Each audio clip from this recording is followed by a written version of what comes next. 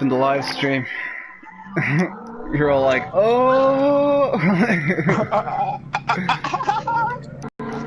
DriftSquad rules and regulations. DriftSquad Competition League, I'm sorry. DriftSquad Competition League rules and regulations. Alright, this track we're doing it on is Belunga Club. This is going to be the next round, so we're just going to use this track as a platform. The last round was a shit show, so I'm going to make this video so that everybody's got an outlet to view for themselves what is expected of them. So if somebody would be so kind to line up with me at the start, whenever you guys come back around, we can start on we're on the last number one, which is the starting protocol.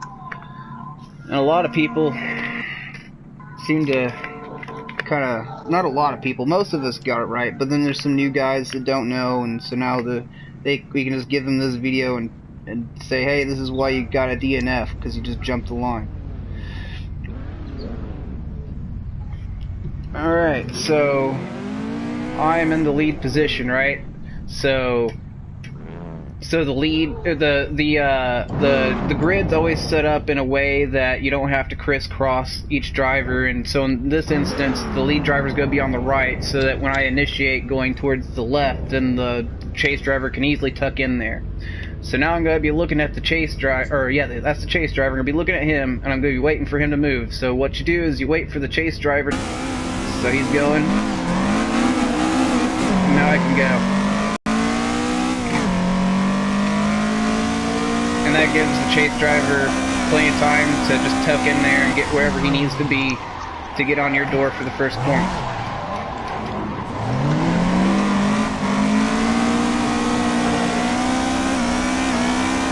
Could have been higher up on that bank, but other than that, that was a pretty spot on run for me. That's the finish line right here. Okay, so we got the starting protocol over with. I'm gonna just jump back to the pits. So that's the starting protocol. Okay, now we're going to go over restarts. In the event of a restart can be caused by... Okay, I'm going to go out to the line, and if somebody would be so kind to meet me out there, and we'll demonstrate what happens, what would constitute a restart.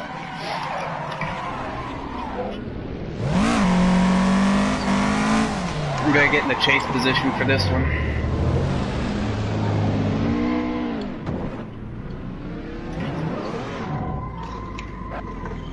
Okay. You ready? Yeah. Okay, so I'm gonna start my roll and then he can go. And then out of nowhere, oh my god! I just rammed him. Oh shit. Okay, what happens there? Okay, so now what we do is now we just line back up and just run it again, because that enables both of you to be able to get up to the correct speed to do your run, and shit happens. Okay, I'm going to emphasize this a lot. We are not professionals. We are not professionals. We're just online drift heroes trying to play a game and have fun doing it with each other. So now we've lined up and we're going to do our run. Okay? You don't go to the pits and change your tires. You just go back. I'm just gonna go ahead and go as fast as I can, because he's gonna pull on me because he's fast as shit. Oh, shit. Okay, that would have been my fault. And that would have been a straight up... That would have been a fail. Okay. So, now we're going to move on to... if we're doing like a one more time scenario. Okay, this happened a lot in the last round, because some douchebag was saying, yeah, you can do that, you can do whatever you want. And before I could even get a word out of my mouth, everybody was just jumping back in the pits to change the tires. But what the rule is, if you have a restart, or not a restart, one more time, what you do is you just... Okay, so like say me and SS right now, we're having a one more time. You can either drive backwards and reverse back to the starting line, or do what me and SS are doing right now and just go ahead and drive the whole track. And we're going to drive to the start line and just use these same set of tires. And I'm taking this, if you want to complain about that, I'm really sorry. I'm taking this model straight from Formula Drift, because that's what they do. They have a restart, they have to use the same tires. So if you're like a super guy and you're saying, "Oh, it's not fair," well, I'm sorry that you decided to use the Supra that's notorious for eating tires, and you should have known that. But that's what the rule is. If you have it one more time, don't go to the pits. Don't even go to the pits after your run is judged. So like, you do your 2 runs, and we're all like figuring out who's won and whatever. Don't go to the pits until we've made our decision.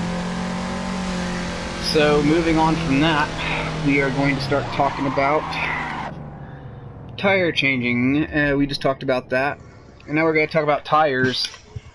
Tires, we're only using sports tires or sports 90s, or street tires or street 90s, because, you know, if you run semi slicks, we're all gonna know, because you're gonna go like on your second run, you're just gonna be shit, and if it's one more time scenario, you're fucked. So, you know, and if I suspect that you're using semi slicks, then I may ask you to take a screenshot. And if you just run to the pits before you even do that, then I'm just gonna DNF you. I'm serious about the DNFs now, because I can't have another round like last time. You know, the first 2 runs were a lot of fun. The first 2 rounds, they were great, and everybody was behaving themselves. But every once in a while, we'll get a fuck boy. So I gotta play hardball now to keep everybody happy. So now we're gonna talk about line, and so I'll go ahead and use this course as a. So in this particular course, we're going to drive as fast as we can go and initiate there, Manji. And you're going to be slowing down, and we're going to try and hit that mark there and not go into the grass. Then we're going to come up here to the high part, right? We're going to keep her high and then transition right there. And then the finish line being right here. Okay, so that's the line. Now in the event that you're doing your line and you drop a tire or whatever, that's not a DNF. Don't worry about it, just keep going. The other guy probably made a mistake too, and it's not really that big a deal. Like I said, we're not professionals, we're just online drift heroes just trying to have fun.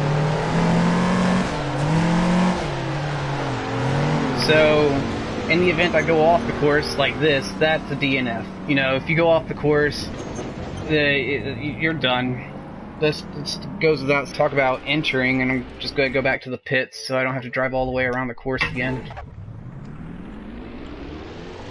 Entering is very important.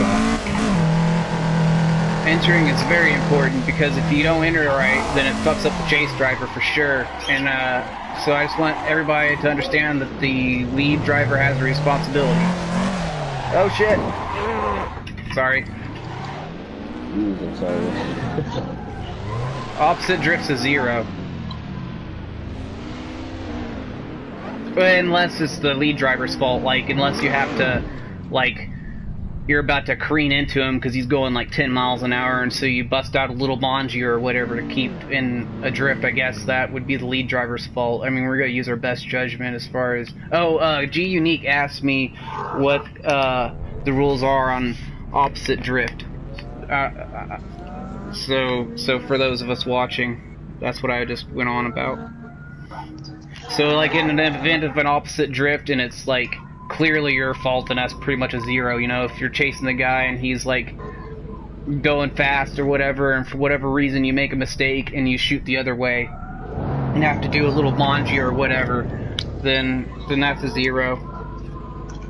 Okay, and the entry, yeah. So on this course, our entry speeds are about anywhere between 70 to 100 miles an hour. And these 8.6s, we probably get up to about 70. But there's other cars that are much faster. So like, and from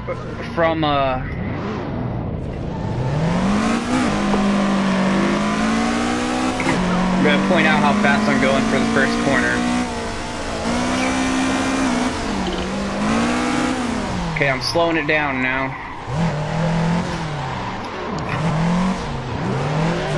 But notice how I didn't go under 20 miles an hour that whole time. So that's what you want to try and accomplish right there. Competitive speed is about 20 miles an hour through there.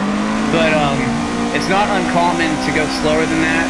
You can still be going like 15, 14, 15 is probably the cutoff. And anything lower than that, you're just parking the car.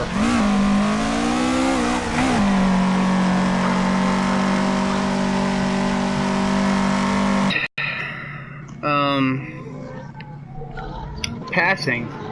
Okay, the rules on passing are pretty easy to understand. Okay, if in normal circumstances, passing the lead driver is a no-no.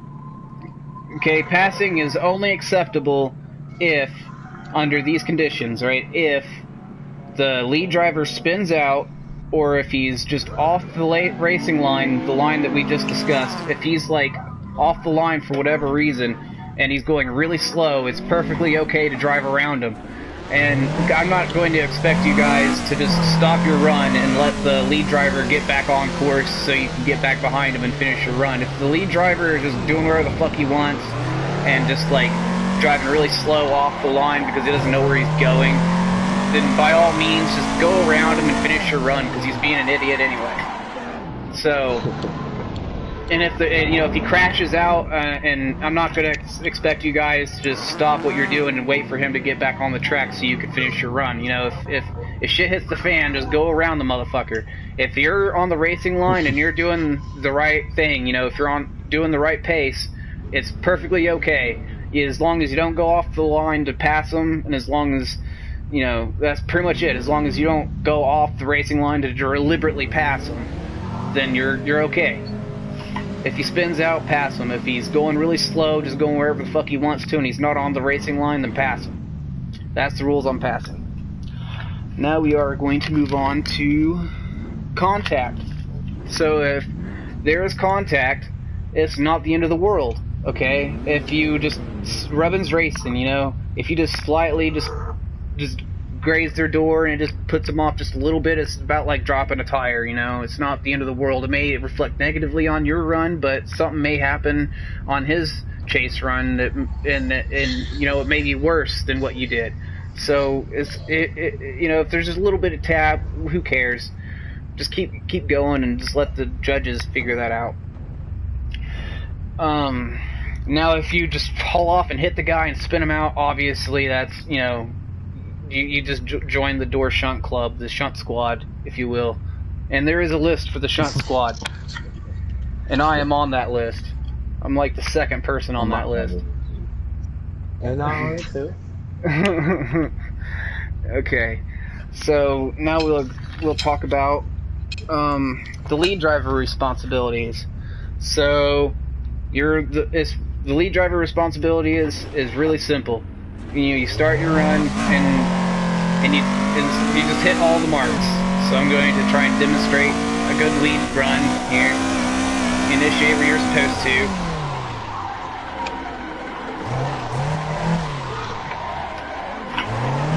Hit that clipping point. Haven't dropped the tire yet. High up on the bank. Well, I dropped the tire there, but not the end of the world. And I spun it right there. But, you know, there's the finish line. Okay, so that was a horrible lead run at the end there.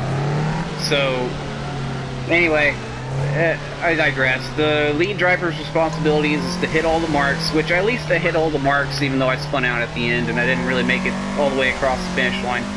But I think we can all agree that the lead driver's responsibilities is to meet all the marks and keep a competitive pace. Now, chase driver responsibilities. The chase driver's responsibilities are a little bit different, but still pretty easy to explain, right? So, the chase driver is going to use... This isn't a series where the lead driver is a moving clipping point, okay? So we've all got clipping points that we're all supposed to make. So if the lead driver is just driving wherever the fuck he wants, and you're on the racing line, then you're probably going to have a better score, even, like, oh shit, sorry guys. You're going to probably progress, and the lead driver, you know, isn't going to do so good. So, so like if you're on the chase drive, if you're like chasing the guy, and he drives off the course, and you follow him off the course, it's kind of your fault too. Like, you can't just say, "Hey, the lead driver has the responsibility of being a moving clipping point." This isn't one of those series, so you can't just play that card. If you follow him off the course, it's all up to you to not let the car in front of you drive your car. That's the point. You know, don't let the car in front of you drive your car. Make all the marks, and don't hit the guy in front of you. So that's a short and sweet thing on the chase driver responsibilities. Now we are moving on to contesting a run. So say, at round 2, Big Blue and Grin Dog had a pretty good, you know, it was fun to watch. But we ended up giving Ren Dog the win. But later on, I didn't know it at the time, because like a lot of shit happens, and you know, we're not perfect. We miss stuff. So if something happens and we miss it, it's okay to say, hey, I disagree. Look at the run, and this is what really happened. Okay, you can say that. That's perfectly okay. So in this instance, that didn't happen. So that's why I'm bringing that up, so that it's, you know, that. Or in this particular instance, Rendog had straightened out, and we didn't see him straighten out, and so we gave the win to Rendog, even though they both got zeros.